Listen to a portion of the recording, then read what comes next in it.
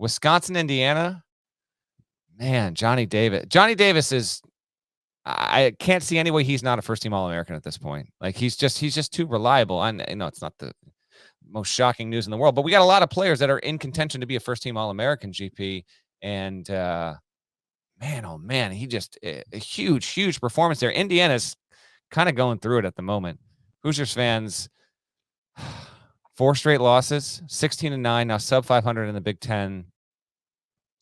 That's tough. I don't know. At Ohio State next and home to Maryland. Indiana's going to the NCAA tournament, right? Like that's going to happen, GP? That's going to happen. I think Indiana will be in the NCAA tournament. You might have heard, but they've got to put 68 teams in this thing. But obviously trending the wrong direction. Yeah, it's wild. You got to put 68 teams in. But they're obviously not headed in the right direction right now. The remaining schedule is 2 home games, 3 road games. You've got a road at Purdue and a road at Ohio State. That's obviously not simple. But like Indiana fans are at least having fun with it with me now. They're like, GP, I can't. I'd love to listen to the podcast, but as you know, we're having internet problems here in the state. Drive over the border to Kentucky to even send this tweet. Yeah, I think it. That's funny. But Trish Jackson Davis had like if you remember all. Go ahead. Yeah, he went big. He was terrific. And it looked like Indiana, like it's such a jumble in studio and all these highlights. It feels like a jumbled mess, and I don't have the notes right in front of me. But if I remember correctly, like Indiana was up in the final couple of minutes, and it was like, okay, they're fine. And then Johnny Davis becomes Johnny Davis. Next, you just took a 74-69 loss. It was, in a row. Yes, can still make the NCAA tournament, but better start playing better, or you'll never have internet again. Yeah, exactly. You're kind of getting the full kind of coaching. Mike Woodson's getting the full experience here in year one. You know, the highs, the lows, and everything in between there. And we will see. But yeah, a good little battle there between Johnny and Trace, both getting 30 apiece. Other game you hit on. Oh yeah, Michigan State. Let me stop you for a second and ask you a question. Okay. Does it appear like I have Indiana internet throughout this entire podcast? 100%, dude. I mean, if you want to just address the elephant in the room, I mean, the internet's going out in New York City right now. I can't hear a word you're saying on this podcast. I don't have any idea I have no idea what you said. Yes, you are having internet. I mean, you're having some internet issues. Like, I don't know what to tell you. It's absolutely happening right now. The universe and its will is bending back upon you. Yes.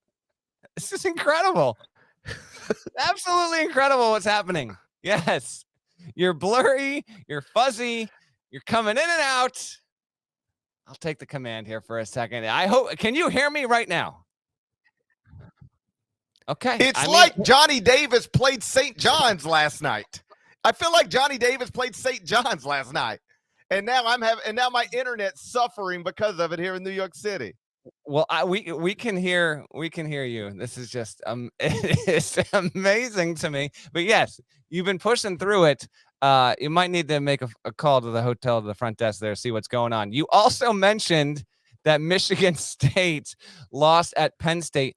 I did see that Tom Izzo did not make any of his players available to the post-game media session, which basically never happens. So, you know, I don't know what that's an indication of, other than Tom Izzo was extremely pissed and didn't want his players talking to the media. Obviously, we don't want to make a habit of that ever. At least make 1 or 2 guys available after a loss here. But they lose, and now Michigan State's also another Big Ten team like Indiana, which is on a swoon, lost 3 of his past 4. At one point, this was a 14-2 team. Now it's 18-7. I've been a little skeptical. I think I mentioned this either on Sunday or late last week. I was a little skeptical of Michigan State overall. They're going to get to the tournament, but not a team that you can put a whole hell of a lot of stock into. So clearly notable, and Mike Shrewsbury gets a nice win there as well. I'll get to Memphis in just a second, but I'll also note Texas won at Oklahoma. Oklahoma, man, they're 14-12. Like, they're yet another team. You got to put 68 teams in this thing, but they got to start winning these games, man. Like, they have nothing but good losses. Let me bring up their page right now. Oklahoma, are all of their losses quad 1? Oklahoma Sooners. No, 3-9 in quad 1, 4-2 in quad 2. Oh, they do have a quad 3 loss. Oklahoma cannot be in the field as of right now, in my opinion. That's a little tough. Can you hear me? Okay, good times. Well, I'm going to keep rolling on this then. No, What? I can't hear you. Okay. This is what I hear. Okay. This is what I hear while you're talking. Texas, Oklahoma, quad one, Micah Shrewsbury, Tom Izzo. Don't know what that was about. Quad 2. That's all I know. I don't hear anything other than that.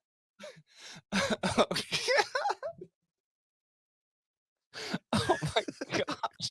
Try it. Nana, text him on the side. See if he can log out and log back in. Like, just text him on the side. Dude, try and log back out and log back in. I will continue talking because there's still more I got to talk about here. Just log back out and log back in and see if you can get this back to where you need it to be. You just handle this. I'm gonna go get some lunch. Okay. And just remember to let me give you the Baylor player. His name's Jake Lindsey. So make sure to shout out Jake Lindsey and tell people to smash the like button. Oh God, incredible. That's just amazing. If you want to call it, I can steer the ship home here. Memphis did win 81-74 against Cincinnati. They are now not just in the NCAA tournament conversation. They are a viable bubble team. I don't think I would put Memphis in the field as of this morning. They're close. Another road win is humongous. Obviously, they are close. I don't know if I'd quite go there. They're 4-2 in quad 1, 2-4 in quad 2. They've got 2 quad 3 losses overall. They're at 40th in the net. So they're not. If they're not in, they're knocking on the door. They're the first or second team out. And Penny Hardaway has turned this whole thing around. So I got to give some credit because I did not think Memphis would go on the road and beat Cincy. I did not think that would happen, but it's been able to, and it goes and gets the win. Did you hop out and hop back in? Are we good? It sounds better. Amazing. Just incredible. Not sure how long it'll last, but we're good right now. I feel like Johnny Davis played at Manhattan College last night and just ripped the internet out of his place.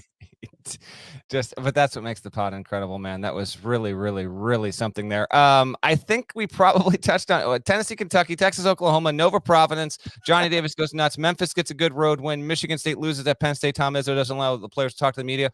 Iowa State, by the way, was kind of hungry for a win. It got one on the road against TCU.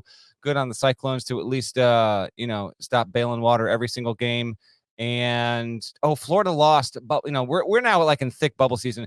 Florida lost by 1 at A&M. Gators clearly their season can kind of go either way there. Certainly something to note there. And I think that's probably it for the Tuesday night games.